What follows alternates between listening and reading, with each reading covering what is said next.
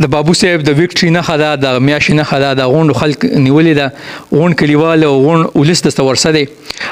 بابو صاحب تاسو د دې ټولو نه غټه مطالبه دا ده د بابو صاحب چې د عمرې حج دپاره څوک ولیږي نو دا هغه ته اکسپټیبل ده، او موږ د حکومت او د اعلی چارواکو نه دا اپیل کوو چې هلال کمیونټي چې کوم ده پای کې دا د خیبر پښتونخوا نه که نه کېږي خو د ځل نامردان نه یو رکن په حیثیت باندې والي، چونکې دا 18 کالو نه دلته میاشت ګوري او اوس دې ټایم کې د خیبر پښتونخوا چې څونه ولس دی څونه عوام دی هغه دا مطالبه ده چې باید دا بابو صاحب به موږ د روژې او د اختر اعلان کوي نو عوام غونډ د سره دي او که دی د عوامو ته سافیل کوي او خپل نمبر ورکوي نو خپل نمبر به مو له ورکړي عوامو له. موږ د حکومت نه دا مطالبه کوو چې بابو صاحب د کم از کم عمرې له یا حج دپاره د له څه بندوبست وکړي.